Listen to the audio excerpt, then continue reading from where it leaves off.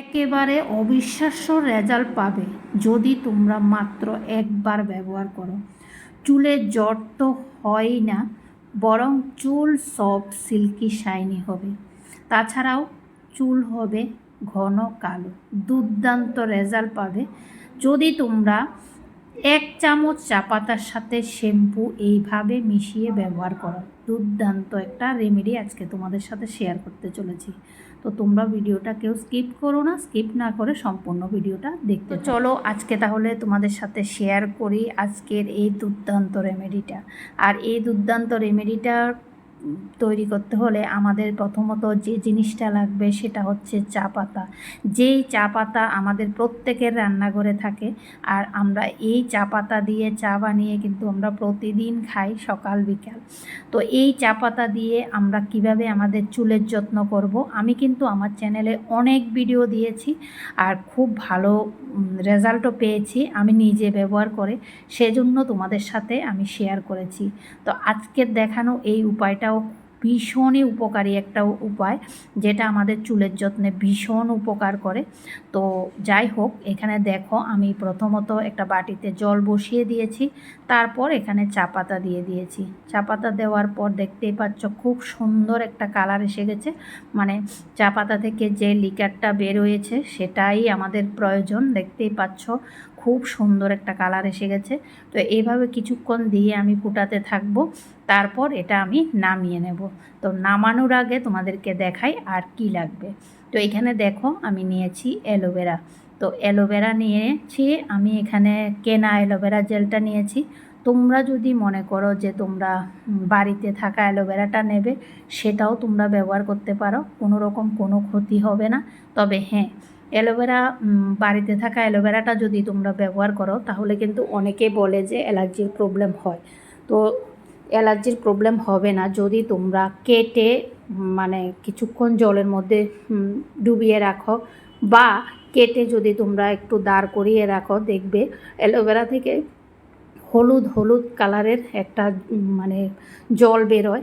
এই জলটা যদি বেরিয়ে যায় তাহলে কিন্তু ওই অ্যালোভেরাটা তোমরা যদি ব্যবহার করো তাহলে কোনো রকমভাবে কিন্তু মানে সাইড এফেক্ট হবে না, এতটা ভালো।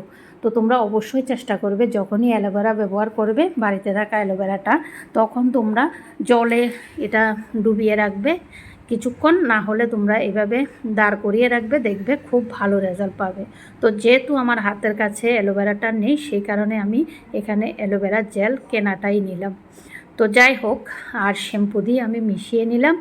আর এদিকে আমার জলটা দেখতেই পাচ্ছ হয়ে গেছে, চা পাতার যে লিকারটা সেটা হয়ে গেছে।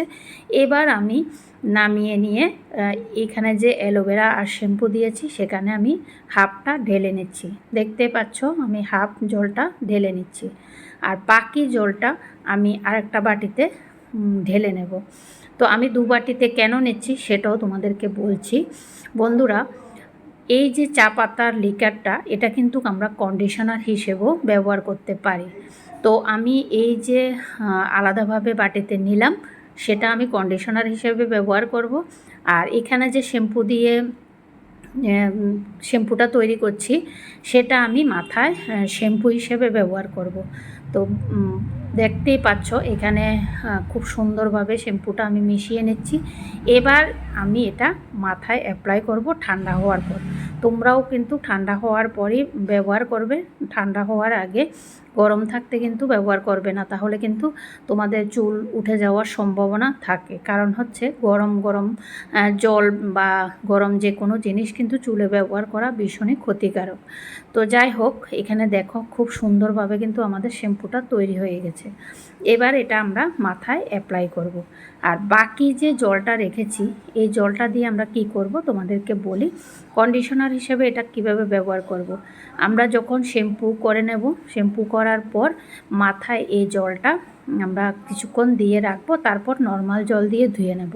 তো এটা কিন্তু কন্ডিশনারের কাজ করে। চলো এবার আমি কিভাবে আমার মাথায় অ্যাপ্লাই করছি সেটা তোমাদের সাথে শেয়ার করি। দেখতেই পাচ্ছ আমি খুব সুন্দরভাবে হাতের সাহায্যে মাথায় একটু একটু করে পুরো মাথায় পুরো চুলে লাগিয়ে নিচ্ছি। বন্ধুরা, তোমরা যদি সপ্তাহে 2 দিন করে এই উপায়টা করো তাহলে তোমাদের সাদা পাকা চুল আর সাদা পাকা থাকবে না। এবং কারো কারো দেখবে একদম লালচে লালচে হয়ে গেছে চুল, তো সেটাও আর থাকবে না। আর চুলের যে ঝরা পড়ার সমস্যা, খুশকির সমস্যা, বা চুল বৃদ্ধি না হওয়া, চুল লম্বা না হওয়া, এই সব সমস্যা আর থাকবে না। চুল হবে খুবই সুন্দর, সফট, সিল্কি, শাইনি। তোমরা যদি একবার ব্যবহার করো, একবার ব্যবহার করলেই তোমরা বুঝতে পারবে কেমন রেজাল্ট পাবে। আর যেহেতু আমি এই শ্যাম্পুটার মধ্যে অ্যালোভেরা জেল মিশিয়েছি, তো অ্যালোভেরা জেল আমাদের চুলকে ময়শ্চারাইজ করতে, চুল পড়া কমাতে, মাথার ত্বকের সমস্যা দূর করতে এবং চুলের বৃদ্ধি উন্নত করতে সাহায্য করে, চুলকে মজবুত করে, চুলের স্বাস্থ্য ভালো রাখতে সাহায্য করে। দুর্দান্ত কাজ করে আমাদের চুলের যত্নে এই অ্যালোভেরা জেল। তো তোমরা অবশ্যই চেষ্টা করবে বাড়িতে থাকা অ্যালোভেরা জেল থাকলে সেটা দিতে, আর যদি সেটা না থাকে তাহলে অবশ্যই তোমরা কেনা অ্যালোভেরা জেলটা ব্যবহার করতে পারবে। তো দেখো খুব সুন্দরভাবে আমার মাথায় কিন্তু পুরো শ্যাম্পুটা লাগানো হয়ে গেছে। এবার আমি এভাবে রেখে দেব 10 মিনিট, তারপর আমি নর্মাল জল দিয়ে ধুয়ে নেব। তারপর যে জলটা আমি রেখেছি সেটা কন্ডিশনার হিসেবে ব্যবহার করব। তো দেখো ব্যবহার করার পর যখন আমি চুলটা ধুয়েছি, দেখতে পাচ্ছ আমার চুল দেখে খুবই শাইন করছে, দেখতেই পাচ্ছ বন্ধুরা। সত্যি বলছি বন্ধুরা, তোমরা একবার ব্যবহার করলেই বুঝতে পারবে কতটা কার্যকরী আজকের দেখানো এই উপায়টা।